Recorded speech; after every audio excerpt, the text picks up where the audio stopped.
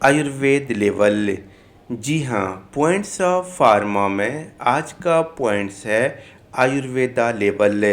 जैसा कि हम जानते हैं कि अगर हम मार्केट से आयुर्वेदा प्रोडक्ट को कलेक्ट करें और उसके लेबल को ऑब्ज़र्व करें तो हम पाते हैं कि लेबल पे जो इन्फॉर्मेशन होता है उन्हें हम 3 कैटेगरीज जैसे मैंडेटरी, वॉलेंट्री और इन प्रोहिबिटेड इन्फॉर्मेशन में डिवाइड कर सकते हैं।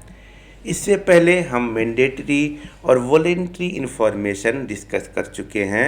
आज हम डिस्कस करेंगे prohibited information on Ayurveda level, यानी वो कौन सी इन्फॉर्मेशन है या वो कौन सी कंटेंट है जो आयुर्वेदिक प्रोडक्ट के लेवल पे नहीं होना है। इससे पहले कि हम आगे बढ़ें, यहाँ हम देखेंगे disclaimer. This presentation is intended solely for educational and illustrative purposes. The information provided, including any image, does not constitute medical advice or product endorsement. Interpretation of Ayurvedic concept should be made in consultation with a qualified Ayurvedic practitioner or expert.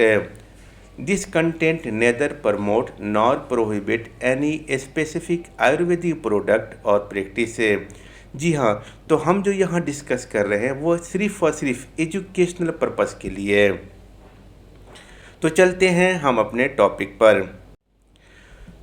तो सबसे पहला point है या सबसे पहली बात है कि कुछ इन्फॉर्मेशन लेवल पे प्रोहिबिटेड क्यों है।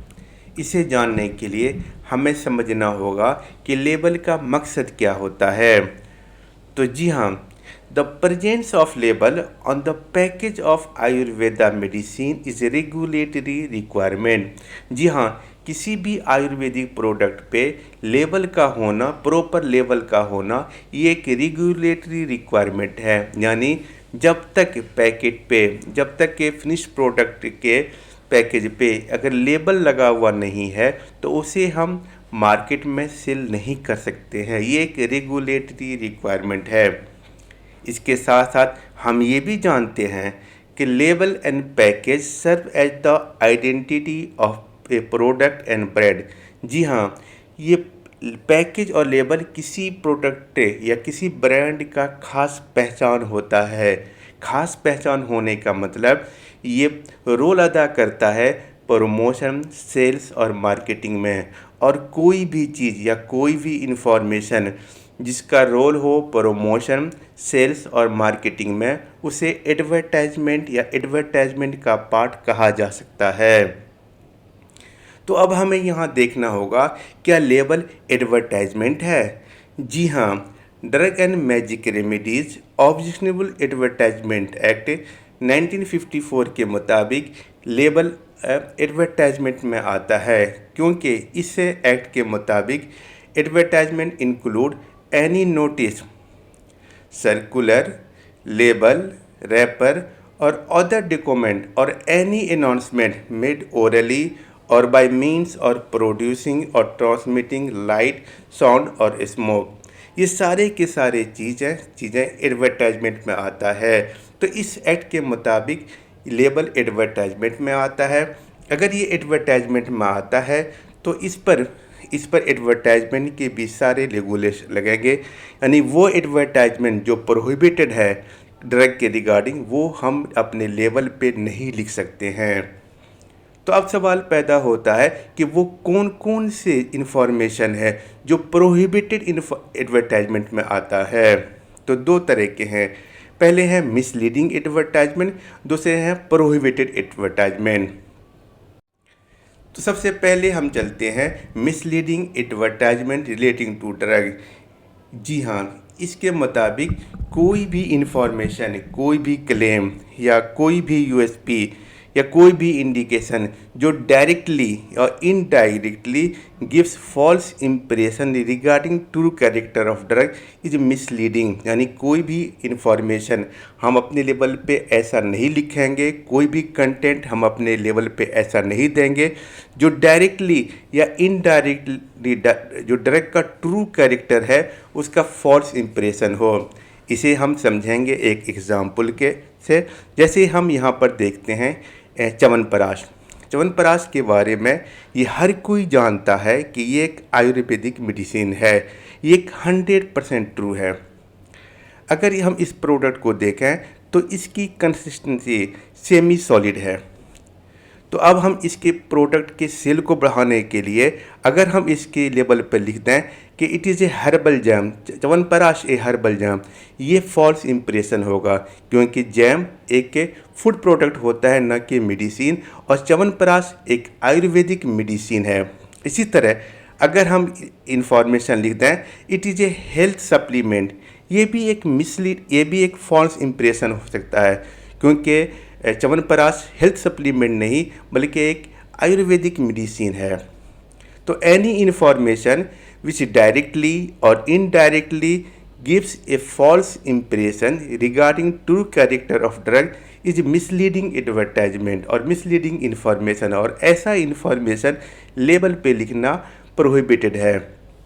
इसी तरह any statement or any claims which makes false claim of the drug, जैसे अब च्यवनप्राश के बारे में हम जानते हैं कि इसका इस्तेमाल हर घर में होता है लगभग, और जाड़े के दिनों में होता है सर्दी ज़ुकाम या इन्फेक्शन से बचने के लिए। तो अगर हम इस प्रोडक्ट के लेबल पे लिख दें कि च्यवनप्राश प्रिवेंट्स ऑल इन्फेक्शन और 100% प्रोटेक्शन फ्रॉम वायरस, तो ये एक फॉल्स क्लेम होगा, क्योंकि हम जानते हैं कि कोई भी मेडिसिन या कोई भी प्रोडक्ट 100% प्रोटेक्शन किसी भी इन्फेक्शन से या वायरल इन्फेक्शन से नहीं दे सकता है। तो ये एक फॉल्स क्लेम होगा जिसका लिखना लेबल पे मना है, जो प्रोहिबिटेड है।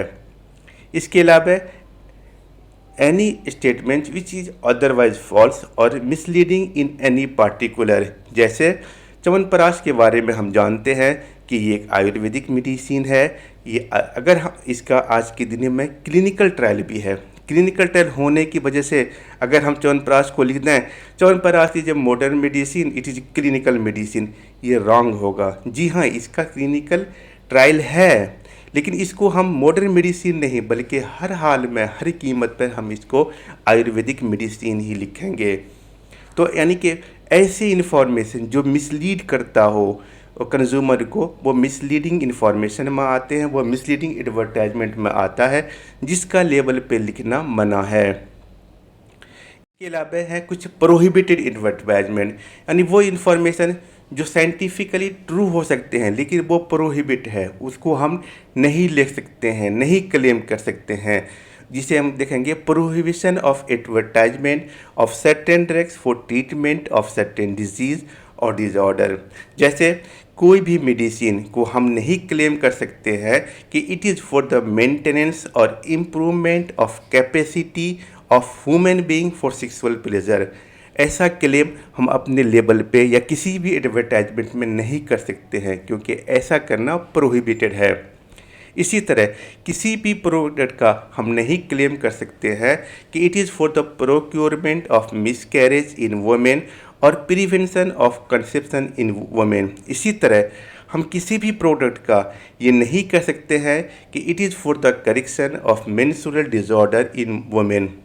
तो ये सारे कंटेंट प्रोहिबिटेड है। इसके अलावा 56 डिजीज़ और डिसऑर्डर का एक लिस्ट है जो हम अपने लेबल पे किसी भी फॉर्म में, चाहे वो इंडिकेशन हो, चाहे वो डायरेक्शन फॉर यूज़ हो, चाहे किसी भी फॉर्म में नहीं लिख सकते हैं। तो वो है prohibition of certain year the diagnosis, cure, mitigation, treatment और prevention of any disease, disorder और condition specified in the schedule और एनी अदर डिजीज़, डिसऑर्डर और कंडीशन के बारे में हम क्लेम नहीं कर सकते हैं। इस एक्ट में 2 शेड्यूल है, एक तो schedule to the drug and magic remedies और एक schedule to the drug and magic remedies rule 1955। अगर हम बात करें schedule of the drug and magic remedies objectionable advertisement act 1954, तो ये डिजीज़ और एलिमेंट का नेम है जिसके बारे में ड्रग प्रिवेंशन नहीं कर सकता, ऐसा क्लेम हम अपने लेबल पे नहीं करेंगे। इस शेड्यूल में टोटल 54 डिजीज़ और एलिमेंट है, जबकि जो रूल का, जो ड्रग एंड मैजिक रेमेडीज़ का जो रूल है, इसके अंदर भी एक शेड्यूल है और इस शेड्यूल में सिर्फ 2 डिजीज़ हैं, एक है अस्थमा और एक है एड्स। तो वह हम देखेंगे वो कौन कौन से 54 डिजीज़ या एलिमेंट है जिसका हम क्लेम अपने लेवल पे नहीं कर सकते हैं।